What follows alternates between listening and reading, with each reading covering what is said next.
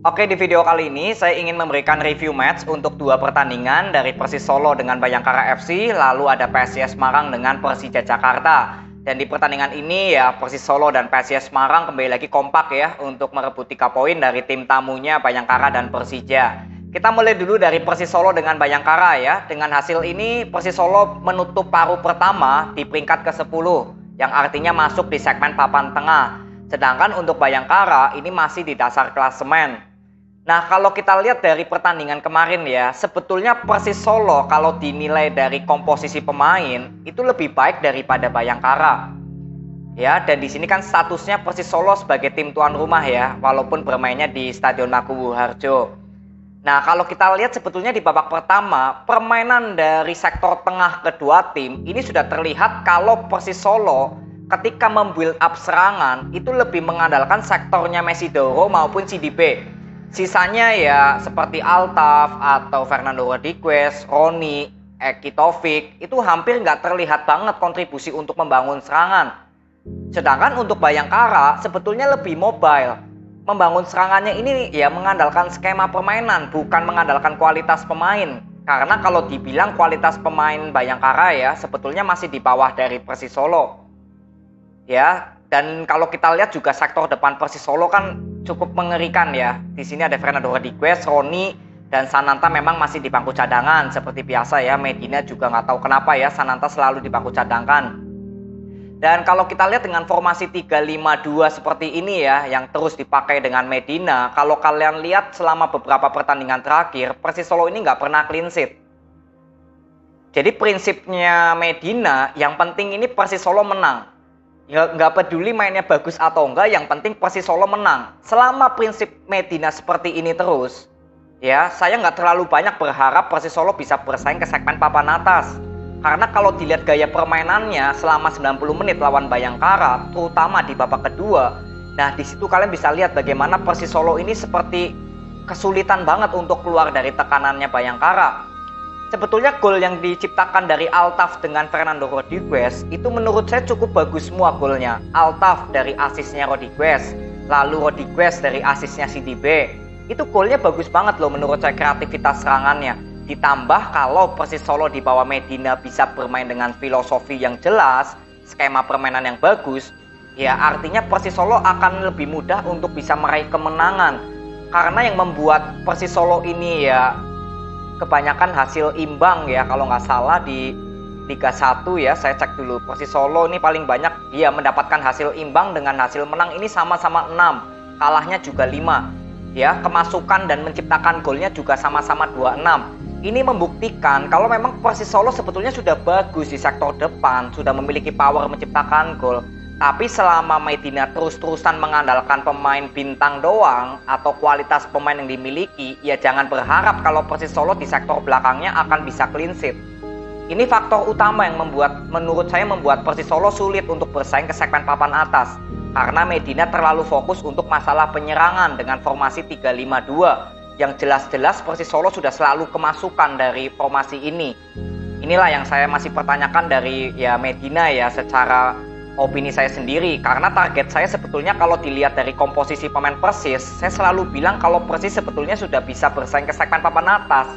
Ini komposisi pemain Persis Solo ini bagus-bagus. Ya, dan saya sangat menyukai pemain mudanya Persis Solo seperti Altaf, lalu Purba ya, Arapenta Purba.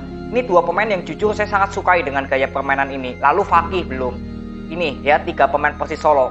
Kalau Medina ini bisa mengorbitkan 3 pemain ini masuk ke timnas, ya ini bukti kalau Medina ini pelatih hebat. Tapi selama Persis Solo terus-terusan hanya mengandalkan kualitas pemain tanpa ada skema permainan, ya saya nggak tahu nih masa depan dari 3 pemain muda yang menurut saya memiliki talenta akan seperti apa nasibnya. Ini semua tergantung dari pelatih tim juga. Ya, ini yang saya harapkan Medina, semoga ya ada evaluasi lah untuk putaran pertama. Kalian bisa lihat jumlah menciptakan golnya sudah bagus, tapi kemasukannya juga sama dengan menciptakan gol. Kan artinya ada yang salah dari sistem pertahanannya Persis. Bukan masalah penyerangan, tapi pertahanannya, karena nggak seimbang dari kedua lini ini. Ya, jadi dengan kemenangan ini tentu saja Persis Solo ucapkan selamat ya, mendapatkan 3 poin. Semoga dengan kemenangan ini ya Persis Solo di bawah dari Medina yang baru saja berulang tahun ya di hari ini, selamat. Ya semoga ada evaluasi ya. Jadi nggak hanya prinsipnya yang penting menang, tapi yang penting juga bisa memuaskan para penonton atau para supporternya Persis Solo kalau menikmati permainannya Persis. Ini sebetulnya ya kepuasan kedua ya dari supporter Persis Solo di luar dari hasil kemenangan.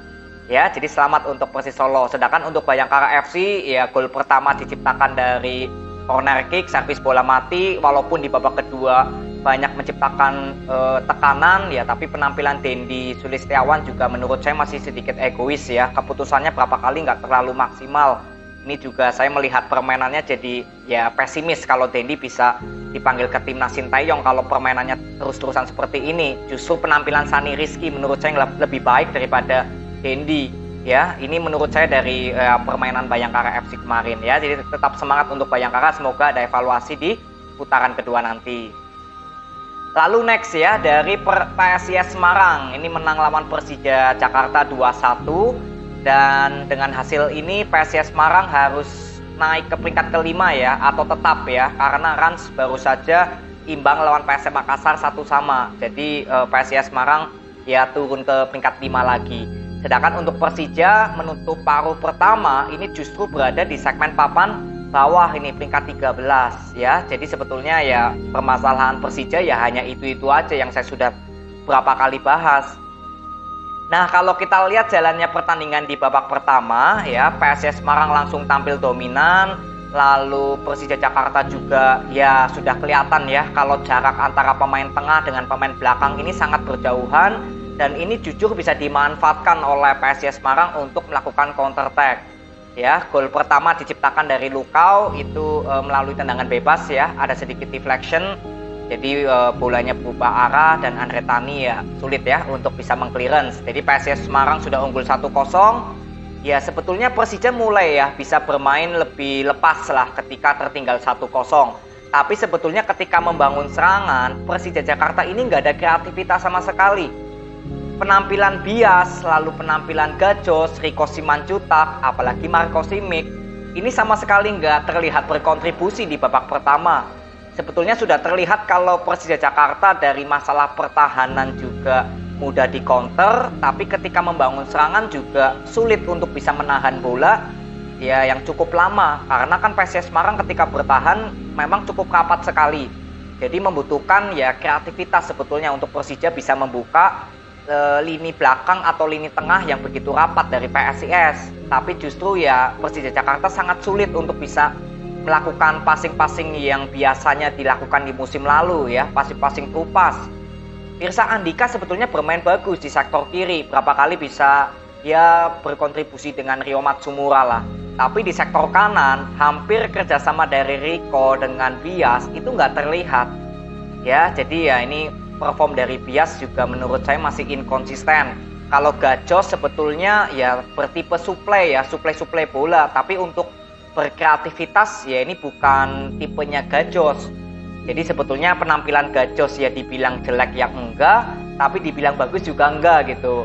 Ya, dan ketika PSIS Semarang bisa mendapatkan bola ya memang cukup efektif ya. Ada sebetulnya gol dari Vitinho itu yang ada kesalahan dari Ferrari yang dihitung sebagai offset ya. Sebetulnya kalau dilihat dari replaynya, Vitinho itu kan posisinya nggak melakukan perlawanan ya dengan Ferrari. Jadi itu murni bola memang Ferrari yang kontrol bolanya salah. Jadi sudah dikuasai oleh Ferrari dulu. Lalu Vitinho barulah bisa merebut. Sebetulnya kalau dilihat dari replay, menurut saya memang nggak offset harusnya. Ya, tapi ini kembali lagi ke masalah penilaian wasit. Semoga hal-hal ini bisa menjadi ya evaluasi dari komite wasit lah. Ya, tapi nggak selang lama kemudian Carlos Fortes bisa menciptakan gol assist dari Marukawa. Itu juga terlihat kalau sektor belakang Persija ini ya memang tampil seperti banyak sekali melakukan kesalahan-kesalahan sendiri. Ya, sebetulnya di luar dari golnya Fortes, PSIS Semarang ini sudah banyak melakukan atau mendapatkan free kick dari jarak dekat pemain pertahanan Persija ya, karena yaitu selalu kalah duel pertahanan Persija dengan pemain penyerangannya PSIS. Ini karena Marukawa, Vitinho, ya Freitas bermain bersama ya, tapi di pertandingan ini memang penampilan Freitas masih belum terlalu terlihat banget ya, karena banyak di pressing oleh Firsa. Lalu di babak pertama ya Vitinho yang terlihat lebih, menurut saya lebih banyak melakukan kontribusi lah.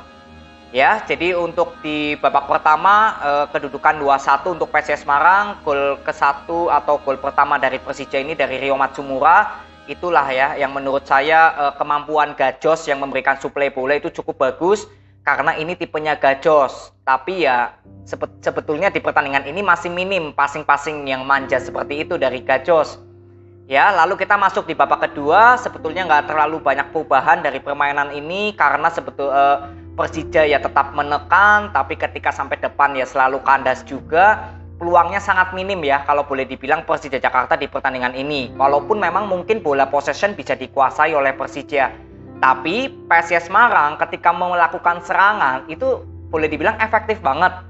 Ya, bahkan Fortes sudah ada 2 peluang emas itu dari headingan yang masih ketangkis oleh Andre Tani, lalu headingannya masih ke samping gawangnya Andre Tani ya. Sebetulnya Fortes bisa ya menciptakan hat-trick kalau yaitu peluang emasnya bisa masuk semua. Tapi ya ini kembali lagi membuktikan kalau memang penyerangan PSIS Semarang ini sangat efektif.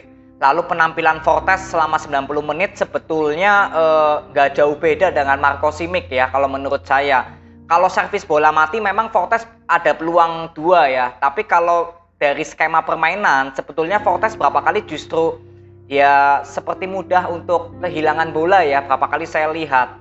Jadi Fortes kan bermain lebih banyak menjemput bola ya. Jadi ya inilah yang menurut saya berapa kali terlihat Fortes ya sulit ya untuk bisa melakukan individu skill dengan melewati pemain Persija. Ya ini body badannya juga menurut saya masih terlalu besar ya untuk Fortes. Jadi untuk melakukan sprint masih beda dengan pada saat Fortes membela Arema. Ini yang saya lihat gitu. Tapi ya is okay, yang penting Fortes sudah bisa menciptakan peluang dan 1 gol. Itu ya penampilan yang cukup bagus juga dari Fortes ya. Lalu penampilan Vitinho juga bagus, Dewangga juga bermain cukup bagus di pertandingan ini. Sedangkan dari Persija Jakarta sebetulnya dari permainan ini ya mobile semua ya, nggak ada yang terlihat menonjol lah pemain dari Persija.